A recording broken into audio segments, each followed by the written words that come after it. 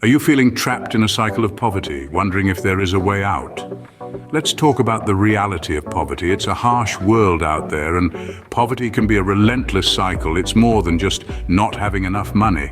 It's about the daily struggle, the constant worry, and the overwhelming sense of hopelessness. It's about not knowing when your next meal will come from or if you'll have a roof over your head tomorrow. But here's the thing. Overcoming poverty isn't a walk in the park. It's not about finding a magic wand or a secret formula. It's about dedication, persistence, and the right strategies. If you're ready to take the bull by the horns, then there is a way out. There is hope. Today we'll explore 10 practical steps that can help you overcome poverty. Let's embark on this journey together to a life of financial stability and freedom. First, you need to understand your financial situation. Now, what do we mean by that? Well, it's a bit like knowing the layout of a city before you start exploring. You wouldn't set off without a map, would you? So in the same way, you need to know where your money is going. This is where budgeting comes into play. Think of it as a financial map, charting out your income, your expenses, your savings, and your debts. And remember, it's not just about the big picture. It's about the details too. It's about knowing how much you're spending on groceries each week, how much you're setting aside for emergencies, how much is going towards paying off debts. And yes, it might feel a bit overwhelming at first, but trust us, it gets easier and the rewards are worth it. Because when you know where your money is going, you're in control. Knowledge is power, especially when it comes to finances. Scene script. Next, you need to set financial goals.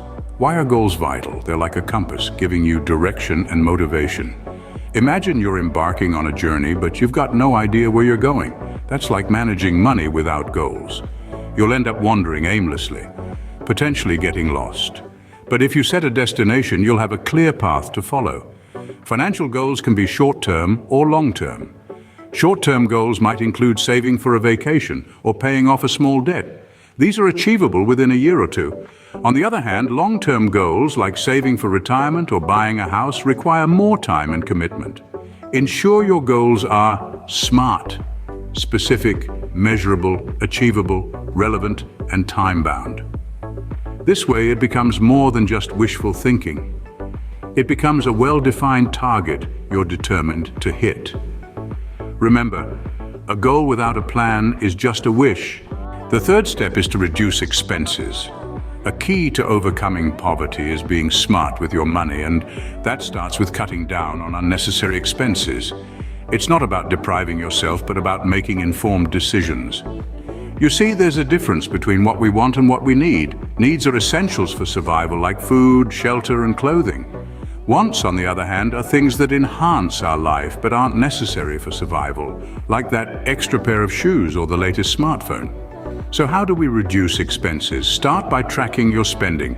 This will give you a clear picture of where your money is going. Then identify areas where you can cut back. Maybe you're spending too much on dining out or buying clothes. Next, create a realistic budget. This will help you stay within your means and prevent overspending. Remember, every penny saved is a penny earned. The fourth step is to increase your income. Now, you might be thinking easier said than done, but bear with me, there's more than one way to boost your cash flow. Let's start with the obvious. You could consider getting a second job. Yes, it might be demanding, but remember, it's a step towards overcoming poverty. If a second job isn't feasible, how about freelancing? Use your skills to offer services online. Websites like Upwork or Fiverr can be a good starting point. And don't forget about those unused items gathering dust in your garage or attic. Selling them can give your income a much-needed boost. Websites like eBay or Facebook Marketplace are great platforms for this. Remember, every little bit helps.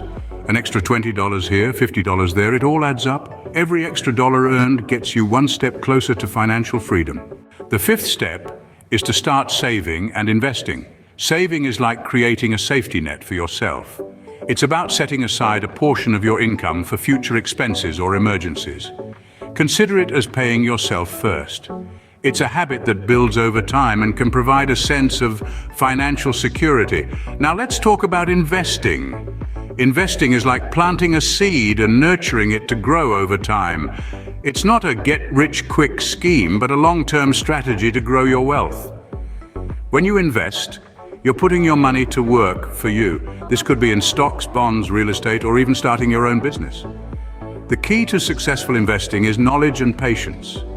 It's about understanding the risks, doing your research, and giving your investments time to grow. And remember, it doesn't require a massive amount of money to start investing. Remember, it's not about how much you earn, but how much you keep and grow. The sixth step is to seek professional help. Yes, you heard that right. It's not a sign of defeat, but rather a strategic move towards victory over financial struggles. There's a world of professionals out there who've dedicated their careers to helping individuals like you navigate the complexities of personal finance. Financial advisors, for instance, can provide tailored advice to your specific situation.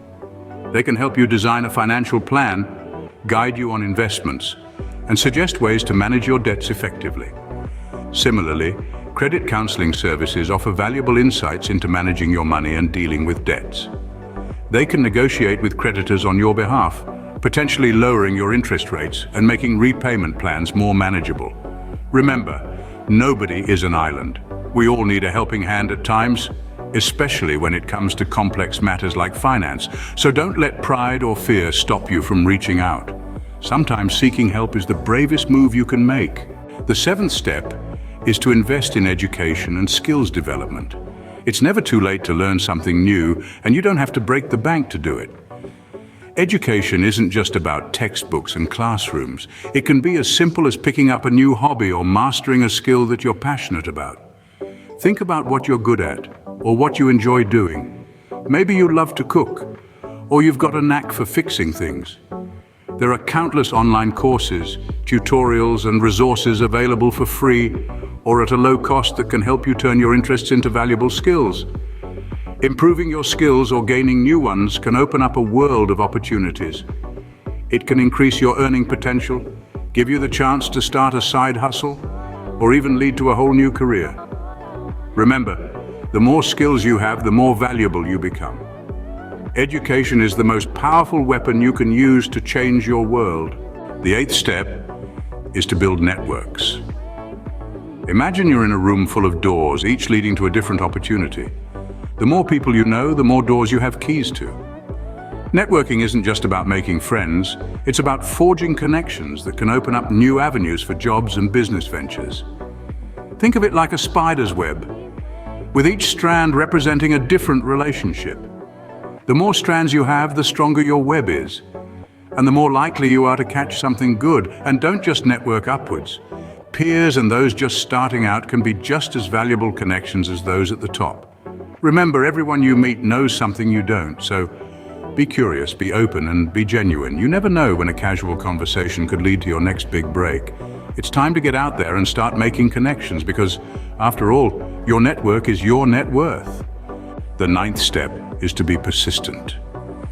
Now let's take a moment to ponder on this. What does it mean to be persistent when we're talking about overcoming financial hurdles? Simply put, it means sticking to your plan, no matter the circumstances. You see, climbing out of the hole of poverty is not an overnight thing. It requires patience, persistence, and above all, consistency.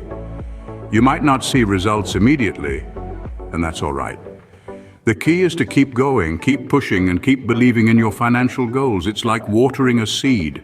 You cannot expect it to sprout the very next day, but with regular watering and nurturing, it will eventually grow into a strong, sturdy tree. And just like that seed, your financial health will flourish given time and persistent effort. So don't be disheartened if things don't seem to be improving right away. Stay the course, continue to implement your financial strategies, and watch as your financial situation gradually improves. Remember, the road to financial freedom is a marathon, not a sprint. The 10th and final step is to stay positive and motivated. It's easy to get bogged down by the weight of financial struggles, but holding on to a positive mindset can be your most powerful tool. Think of it like this. Your mindset is the lens through which you view your world. If you're wearing dark, gloomy glasses, everything seems dim and hopeless. But swap those glasses for a pair tinted with positivity, and suddenly the world is brighter and full of opportunities. Keeping your motivation up is just as crucial. Your journey to financial stability is a marathon, not a sprint.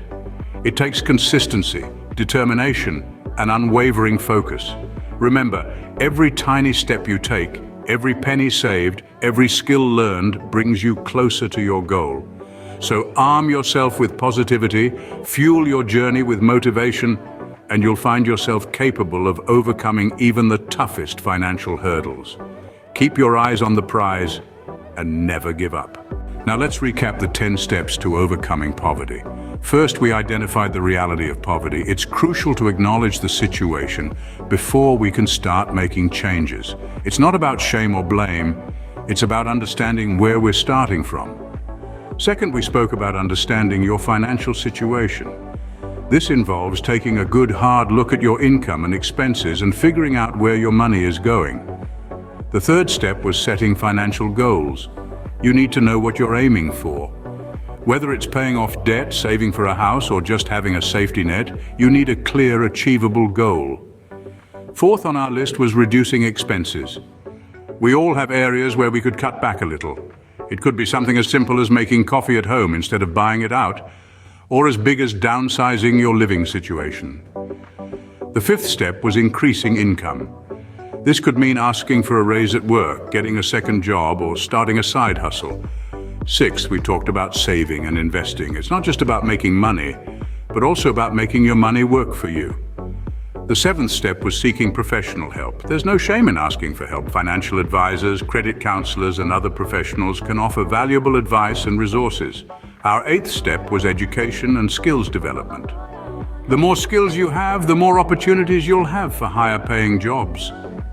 Ninth, we discussed building networks. Your network can be a great resource for job opportunities, financial advice, and support. Our 10th and final step was persistence and positivity. Overcoming poverty isn't a quick or easy process, but with perseverance and a positive attitude, you can make significant strides towards financial freedom. Remember, every journey begins with a single step. Start your journey to financial freedom today